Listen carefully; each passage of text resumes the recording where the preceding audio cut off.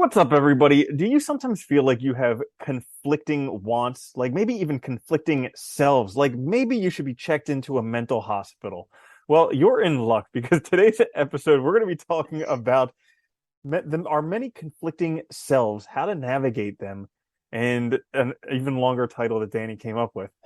This is the Existential Stoic Podcast. I'm Randy. Crazy That's long. Danny. What's up, Danny? What's up, Randy? Yeah, so how did this topic come up?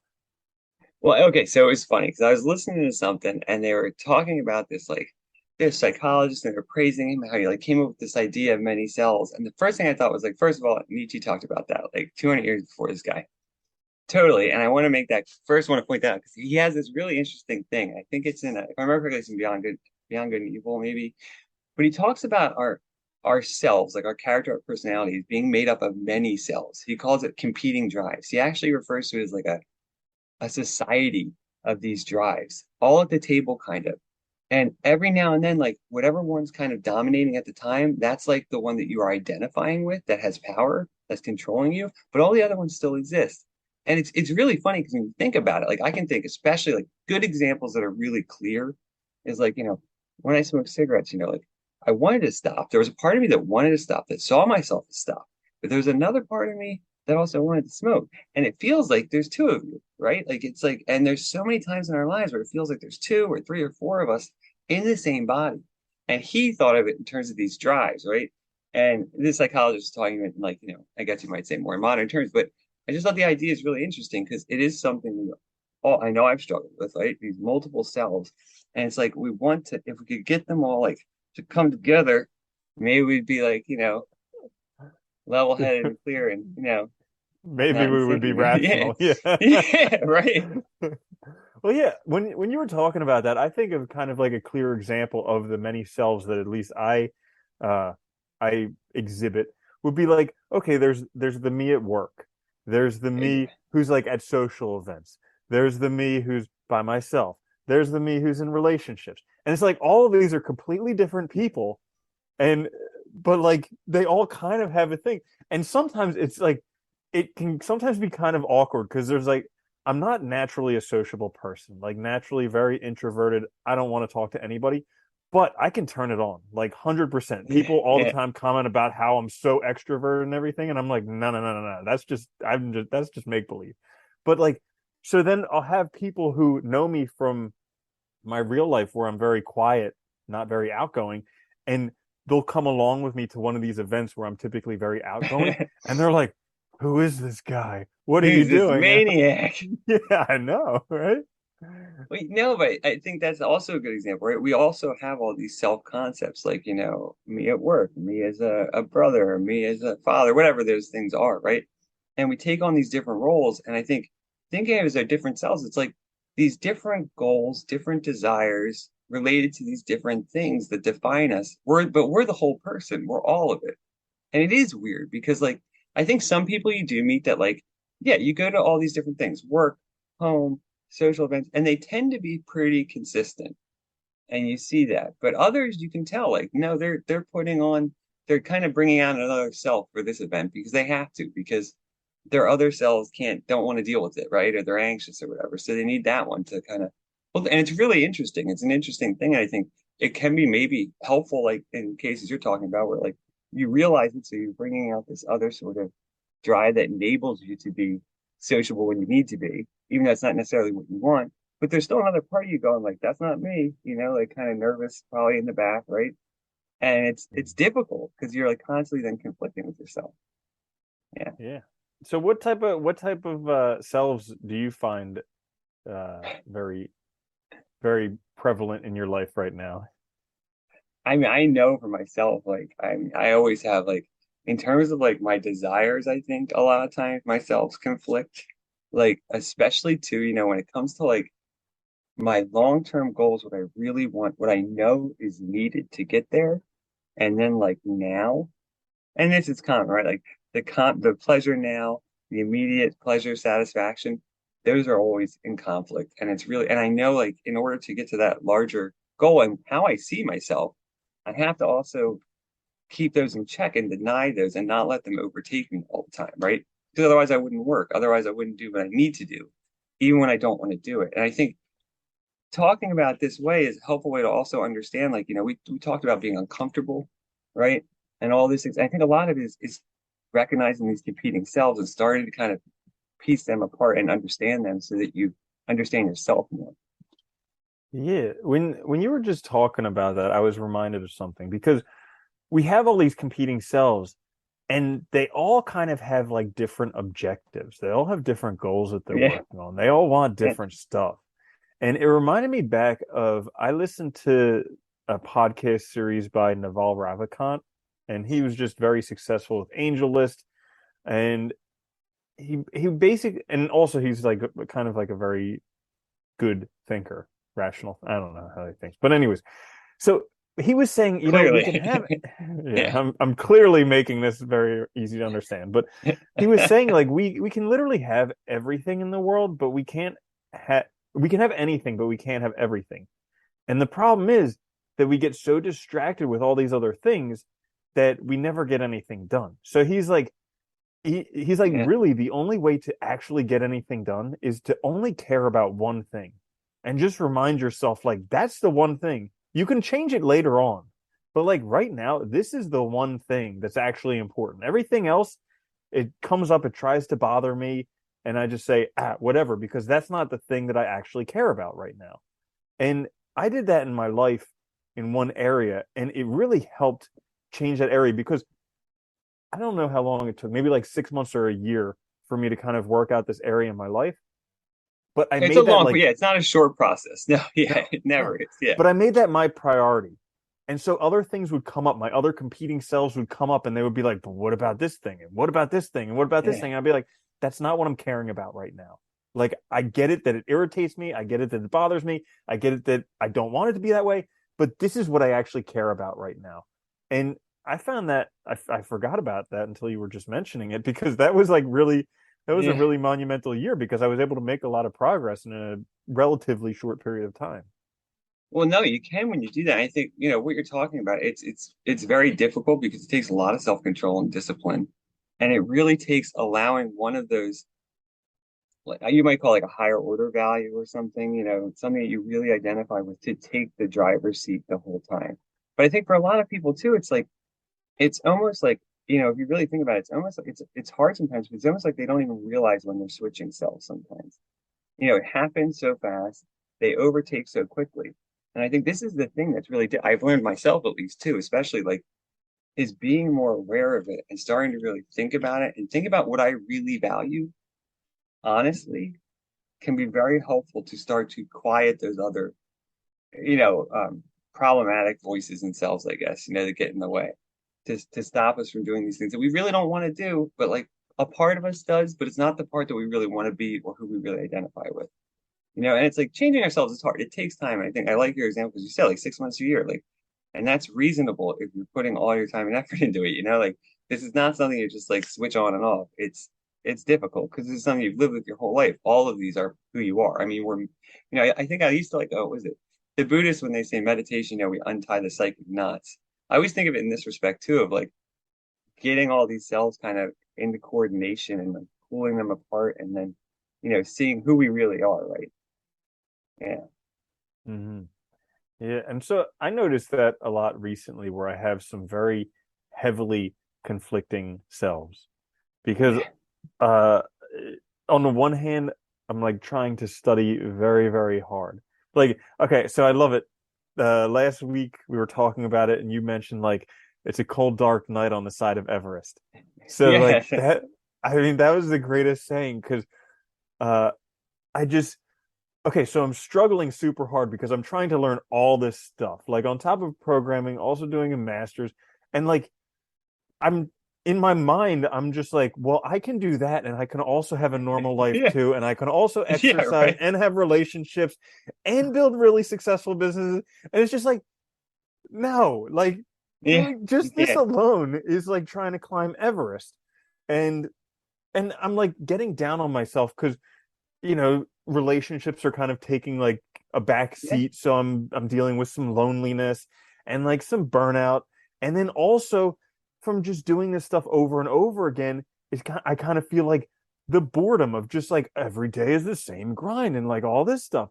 And like that saying when you mentioned that, maybe not the day you mentioned it, but a couple days after it, I was like, what do I expect? Like I'm Yeah. trying to climb Mount Everest and like why would I expect it? It's not cold and dark and miserable. Like what am I thinking? It's not a covered escalator, right? I mean, and it wouldn't, and I think I love that saying too, because like it's like it wouldn't be important. It wouldn't be an accomplishment. It wouldn't be an achievement. It wouldn't, you wouldn't grow from it if wasn't hard. I mean, that's the whole point, right? I mean, in part, that's the whole point of it is to like, eventually it'll be easier, right? And I think, yeah, remembering that is important to keep you kind of on track. But like, I think, this is the trick there too. I think like for me, myself, I've noticed the same thing. I'm really busy. I've had to push a lot of things aside, but I've noticed too, one of the things I've been doing a lot recently is really trying to pay attention to what really does matter to me. Like I love like this, I would never give up. Like, seeing you every week, chatting, never give that up because it's like so important to my week, who I am, my values. And like so setting aside time to do those things and still be able to do all the other things that I want to do to accomplish my goals, I think is part of also dealing with those selves, right? You can't do everything. So you gotta pick and choose, and you kind of have to pick and choose like which desires, which goals that my competing selves have really matter to me. Because if I listen to all of them, I won't get anywhere. I'll just spin in circles, basically. One person will be driving, then another, then another, then another. And it'll just keep going on. Days will pass, and we'll get stuck in that Mhm. loop. Yeah. So I'm curious, do you think that it's beneficial to try and narrow down the number of selves that you have? Or is it better to or is it better to just kind of be compassionate with all of them, understanding that we're all complex beings and that we have all these things going on? Well, let me respond. I guess. See, one thing I love that Nietzsche said was like he called it giving style to one's character, and he said it was a great and rare art. It's where one surveys all their strengths and weaknesses, right? All their different selves, and they arrange them in such a way where even the weaknesses delight the eye. So he says, like essentially, like you don't remove any part because they're all part of you, but you give them structure, organization, so that even the weak parts of you are still a part of something greater, the whole that's put together well, right? There's still a character there. I really like that idea because I think like it's not about just denying or being like a tyrant over the parts that we don't like because they're still a part of who we are. So you can't just get rid of them. And I think that idea of the many cells, like a lot of us think that like, oh, if I just focus this way or change myself into that person, it'll be better. But it's like, but you're going to lose yourself. You're not yourself. So that's still going to come back, right? And you have to be aware of that. And I think so that I think is important. So I guess in reply, yeah, I think that's probably being compassionate and trying to find a way to kind of like understand where these cells come from, maybe, and how to work with them where they don't drive all the time, or maybe even at all, but they get some sort of expression. Yeah, I really like that because it's like I think we keep the selves because of the positive sides of them.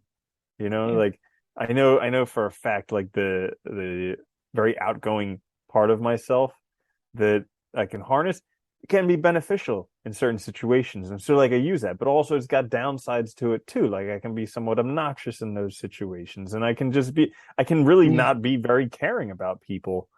Uh and I've seen those, but like it's like the yin and the yang, trying to get both sides of it to where you can even like me personally, one of the books that I'm reading recently is Loving What Is, which is just this Oh, four-step questioning process by Byron Katie about just kind of like accepting reality as it is. And that's a good idea.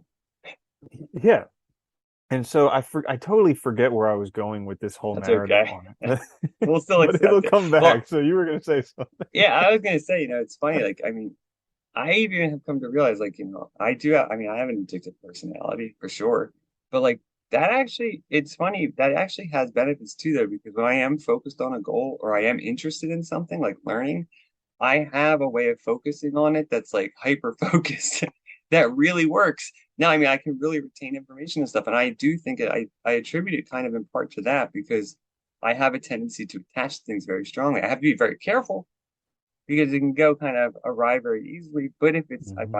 if I use it the right way, it can also actually be almost like a benefit. And I think Yeah. that's the trick, but it's hard. I mean, none of this is easy, I mean, I'm 40, just figuring this, you know what I mean? Like, so like don't Yeah. it's not easy, but I think it's nice because you can come to terms with your whole self. And I think that's what we need to do because we are a many-sided person. We're not just one thing. Yeah, I mean, that's a great example because it's coming to grips with what could be perceived as a weakness, but finding the Yeah. beauty in that and finding the strength in that. I did remember what I was thinking. So like the loneliness Okay. thing that I've been dealing with. So Yeah. like I mean, rationally, totally get it. It doesn't last for more than a day or 2 days at a time. Most of the time, it's only for like a few minutes or Yeah. a few hours or whatever. But like, it just feels like so low. But anyways, so this Byron Katie book, she talks about how like almost all of our suffering doesn't actually exist presently. It just exists because we're stuck in some story about the future or the past. Yeah. So like, I get this feeling of loneliness, and then I think back to these times in my life where I was really, really lonely and heartbroken and all this stuff. Where I think into the future and I'm You gonna be project, alone yeah. forever and all this stuff. So like I get totally lost, not in the present moment. So like what I've been practicing recently is when I'm feeling that and wanting to get rid of it, recognizing that that is some moment outside of right now, and just kind of seeing like the beauty in the loneliness. Because I know for me personally, like in those sad movies when you see the hero or the heroine who's like all alone and their heart's broken, it's like it's just such a like oh like that type of Yeah. feeling, Yeah.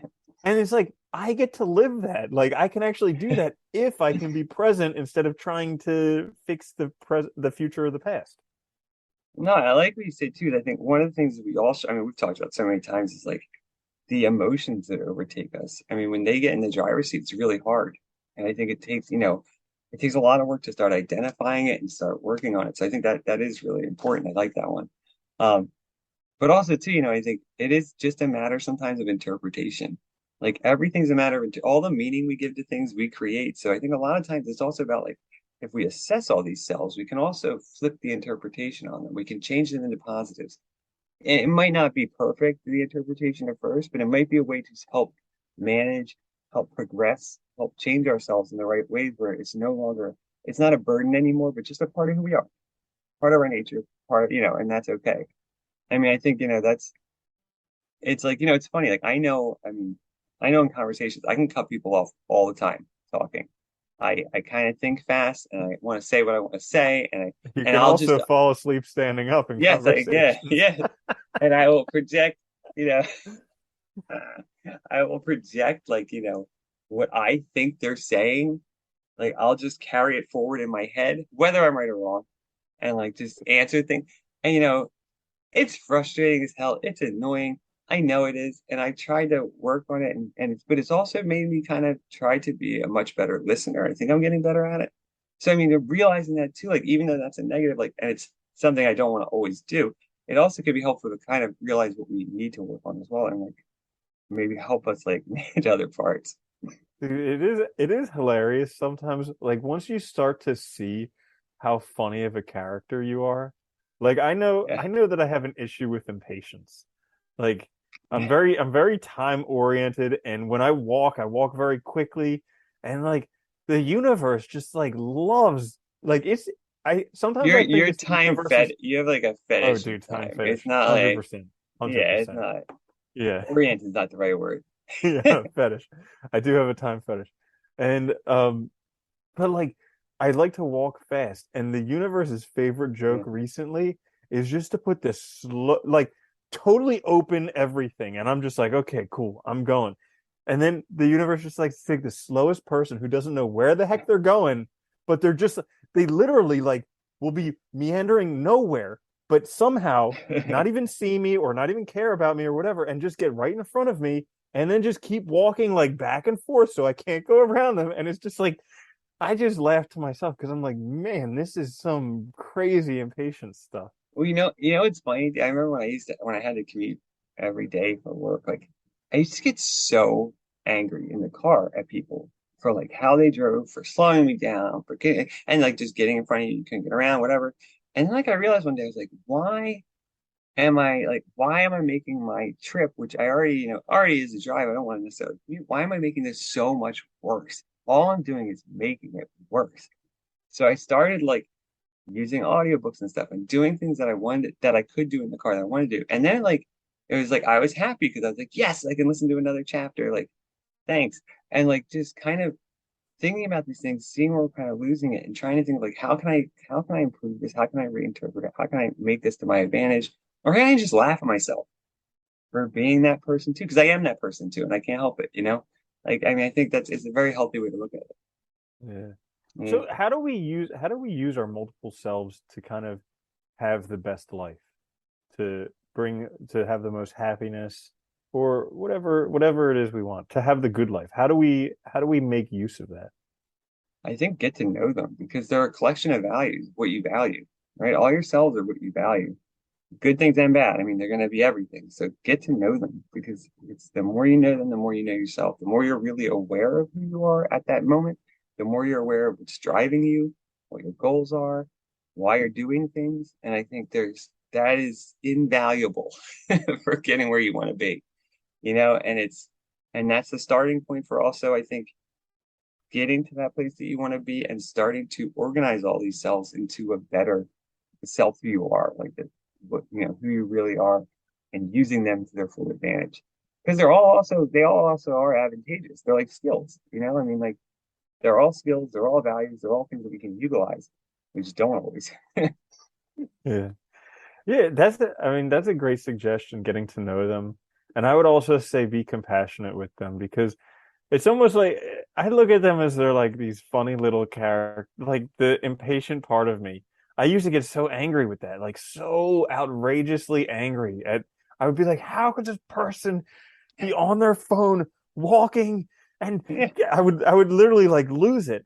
And now I just kind of I laugh to myself behind them. I'm like, could I really be this like yeah. agitated by somebody walking slow? Like, is it really that crazy? Yeah. It's funny. I mean, even like I mentioned, like the addiction thing is like really hard. It's caused like so many problems. At the same time, it's like it is a part of me. If I just deny it, it'll come back. It's always going to be there. So it's better also to, I think, just be compassionate, acknowledge them, and find out how you can utilize it because that'll make you stronger and better in the future. Mm, yeah. That's great advice. So, anything else you'd like to mention on this topic? No, I think just be aware we all have these cells. So, I think we are all just a set of competing cells. Yeah, so we're not crazy. We don't have to check into the mental Nah, hospital just yet. not Yeah. yet. All right. Awesome. Yeah, I remember from that book Dare, they're like, if you think you're losing your mind, you're not. So Yeah, that's good to know. That's good to know. Most crazy yeah, people, I guess, think they're sane. So that's all yeah, for something like today's that's that. all for today's episode of the Existential Stoic podcast. Thank you for listening. If you did enjoy it, make sure to like, share, and subscribe. We'll see you back later in the week. I'm Randy. That's Danny. I'll see you later, Danny. Later, Andy.